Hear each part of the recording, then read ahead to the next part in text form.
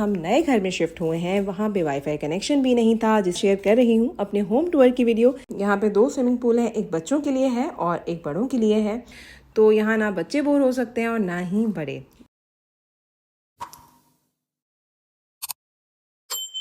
अस्सलामुअलैकुम everyone, welcome back to my YouTube channel. मुझे पता है मेरी यूट्यूब फैमिली मुझे बहुत ज़्यादा मिस कर रही थी और मैंने काफ़ी दिनों से कोई वीडियो अपलोड नहीं की थी, जिसकी वजह से मैं माजरत चाहती हूँ।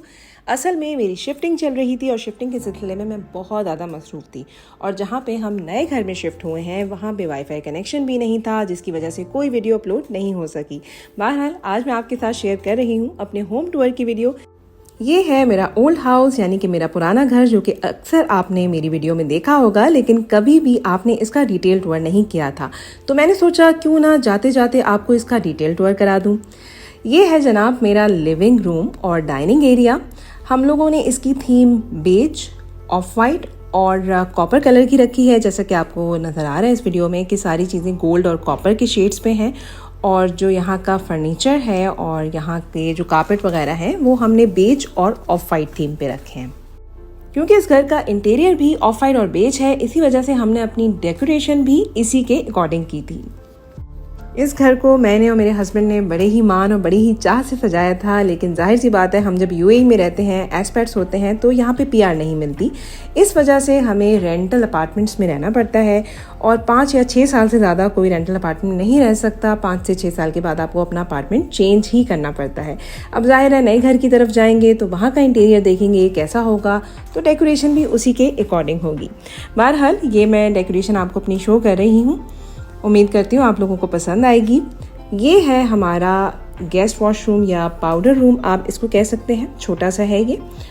और देखें यहाँ का भी रस्टिक और ऑफ वाइट कलर का ही इंटीरियर है। ये है हमारा वॉकवे, जहाँ पे है एक तरफ हमारा लॉन्ड्री रूम, एक तरफ मेरी बेटी का रूम है, और ये है हमारा मास्टर बेडरूम यानी कि मेरा बेडरूम।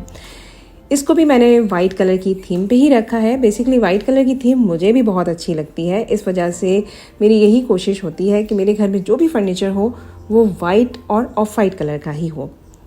और मेरा फेवरेट कलर भी ऑफ वाइट है, इस वजह से भी हमारा पूरा फर्नीचर वाइट और ऑफ वाइट की ही थीम पर है।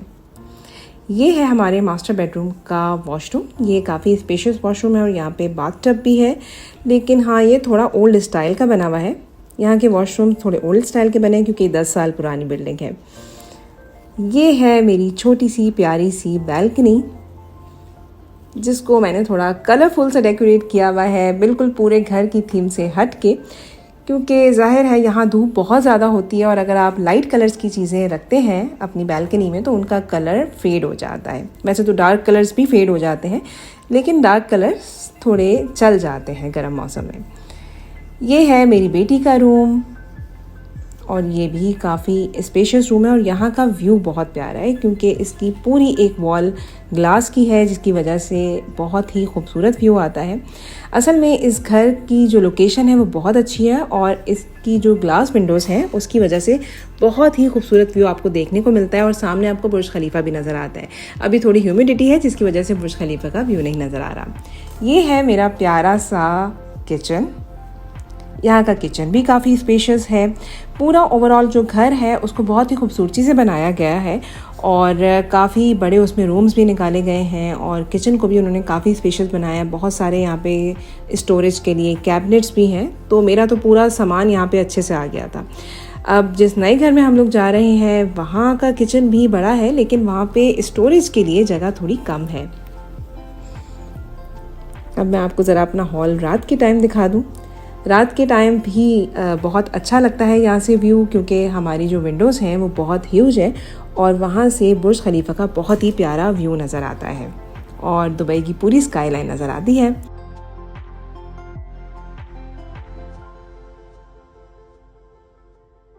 अब चलते हैं हम एमिनिटीज़ की तरफ कि इस बिल्डिंग में कौन कौन सी एमिनिटीज़ हैं। इस अपार्टमेंट की जो सबसे अच्छी बात है वो ये है कि जो इस अपार्टमेंट की लिफ्ट कॉरिडोर्स हैं या लिफ्ट लॉबी है वो बहुत ह्यूज है और उसको पूरा पैक नहीं किया गया। वहाँ पे भी विंडोज़ लगाई गई हैं ताकि बाहर का व्यू आ सके। जब बाहर का व्यू आता है तो ऑटोमेटिकली जगह स्पेशियस लगने लगती है। तो बहुत ही सोच समझ के इस पूरी बिल्डिंग को, इस पूरे अपार्टमेंट को डिज़ाइन किया गया है, जिसकी वजह से ये अपार्टमेंट मेरे फेवरेट अपार्टमेंट थे सिलिकॉन ओएसिस में, और ये यहाँ के सबसे ज़्यादा स्पेशियस अपार्टमेंट थे। अभी हम लोग जा रहे हैं अपने ऑल पर्पस हॉल 1 में, जो कि है पार्टी हॉल। यहाँ एक बहुत अच्छा सा कम्युनिटी हॉल या पार्टी हॉल अवेलेबल है, जहाँ पे चेयर्स भी हैं, टेबल्स भी हैं, जो कि आप यूज़ कर सकते हैं अपने बच्चों की बर्थडे पार्टी पे, या अगर आपने कोई छोटी सी वेडिंग करनी है, लाइक निकाह की तकरीब करनी है, या कोई भी आपने पार्टी करनी है तो वो आप यहाँ पे कर सकते हैं। अच्छा, ये है हमारा गेम रूम, हॉल नंबर 2। तो यहाँ पे आपके पास ये स्नूकर टेबल्स भी अवेलेबल हैं और इसके अलावा यहाँ पे टेबल टेनिस की भी फैसिलिटी अवेलेबल है। तो यहाँ ना बच्चे बोर हो सकते हैं और ना ही बड़े। यहाँ पे हर तरह की आपको फैसिलिटी और एमिनिटीज़ अवेलेबल हैं। इसके बाद मैं आपको लेके जा रही हूँ स्विमिंग पूल की तरफ। ये आप देख रहे हैं, यहाँ पे लाइफ गार्ड के बैठने की जगह है और इसके अलावा यहाँ पे फर्स्ट एड बॉक्स भी रखा हुआ है कि अगर किसी भी किस्म की इमरजेंसी हो जाए पूल में स्विमिंग करते हुए तो वो फ़ौरन से रेस्क्यू कर सकें। ये है हमारा स्विमिंग पूल। यहाँ पे 2 स्विमिंग पूल हैं, एक बच्चों के लिए है और एक बड़ों के लिए है। मैं बस इतनी ही वीडियो बना सकी क्योंकि यहाँ पे वीडियो बनाने की परमिशन नहीं है। बहरहाल मैंने अपने व्यूअर्स के लिए एक छोटी सी वीडियो बना दी और लोगों की प्राइवेसी का भी ख्याल रखा है कि किसी की पिक्चर क्लियर ना आए। अब हम जा रहे हैं जिम की तरफ। ये है हमारा वेल इक्विप्ड जिम, जहाँ पे सारे अच्छे इक्विपमेंट भी अवेलेबल हैं। इसके अलावा यहाँ पे एक योगा रूम है, जहाँ पे हम अपने पर्सनल योगा इंस्ट्रक्टर या पिलाटिस इंस्ट्रक्टर को बुला के योगा और पिलाटिस की प्रैक्टिस कर सकते हैं। इसके अलावा यहाँ पे जुम्बा भी किया जा सकता है अगर हमारे पास अपना पर्सनल इंस्ट्रक्टर अवेलेबल हो। यूजुअली सिलिकॉन ओएसिस की दूसरी बिल्डिंग्स में इतने बड़े जिम अवेलेबल नहीं हैं जितना इस बिल्डिंग का है। तो यहाँ के जो भी रेजिडेंट्स हैं इंक्लूडिंग अस, हम लोगों को बाहर दूसरे जिम्स में जाने की ज़रूरत नहीं पड़ती। तो अपने ही पर्सनल इंस्ट्रक्टर को बुला के हम अपनी ही बिल्डिंग में जिम कर लेते हैं। ये एक सबसे अच्छी फैसिलिटी है यहाँ की। इसके अलावा अब मैं आपको दिखाने जा रही हूँ अपना पार्क। ये तो आपने अक्सर मेरी वीडियोस में देखा होगा क्योंकि मैं मॉर्निंग वॉक के लिए पार्क में जाती हूँ।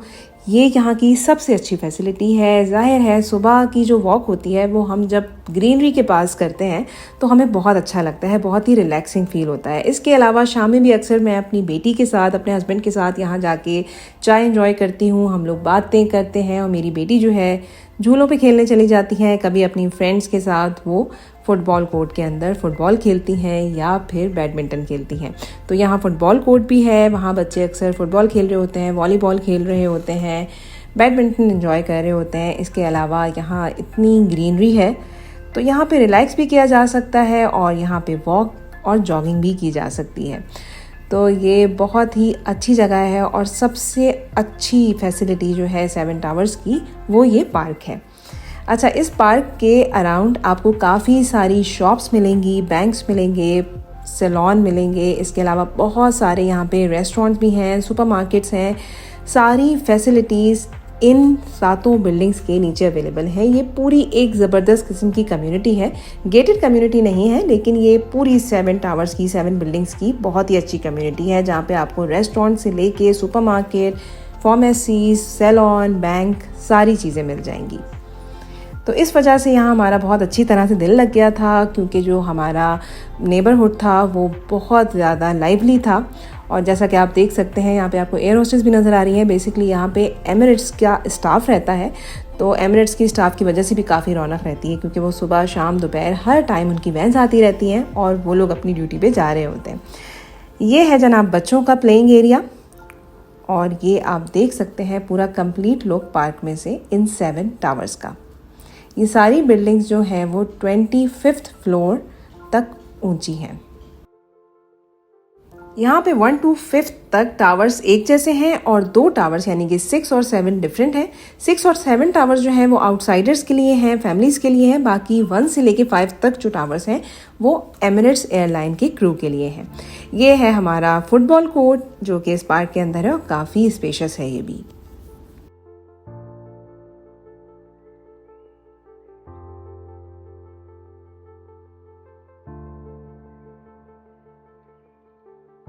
घर के अंदर का टूर तो मैंने आपको करा दिया। अब मैं आपको दिखाने जा रही हूँ अपनी बिल्डिंग की एंट्रेंस।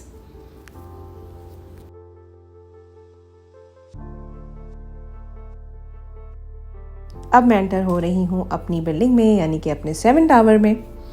और एक्चुअली ये टावर नंबर 7 ही है और ये सारी बिल्डिंग टावर 7 और एमिरेट्स टावर 7 के नाम से सिलिकॉन ओएसिस में मशहूर है। अच्छा, ये है हमारी लिफ्ट लॉबी। आप लोग देख सकते हैं कि इसकी लिफ्ट लॉबी का जो रूफ टॉप है वो बहुत ज़्यादा टॉल है, जिसकी वजह से यहाँ का लुक बहुत अच्छा आता है, बहुत लग्जूरियस आता है और ऐसा लगता है जैसे ये लिफ्ट लॉबी जो है वो किसी होटल की लॉबी है। इन अपार्टमेंट्स की बहुत सारी ऐसी क्वालिटीज़ हैं जिनकी वजह से मुझे अपार्टमेंट्स बहुत ज़्यादा पसंद थे सिलिकॉन ओएसिस में। और लकीली मैंने अपनी ज़िंदगी के 5 बेहतरीन साल यहाँ पे गुजारे, अच्छा बुरा हर तरह का वक्त देखा, जिसकी वजह से ज़ाहिर है उस जगह से आपको अटैचमेंट हो जाती है जहाँ पे आप इतना लंबा टाइम गुजारते हैं। लेकिन क्योंकि हम यहाँ पे एक्सपर्ट्स हैं और हमें घर छोड़ना ही है, तो नेक्स्ट वीडियो में मैं फिर मिलूँगी और आपको दिखाऊँगी कि किस तरह से हम लोगों ने दुबई में नया घर सर्च किया। तब तक के लिए अल्लाह हाफिज़।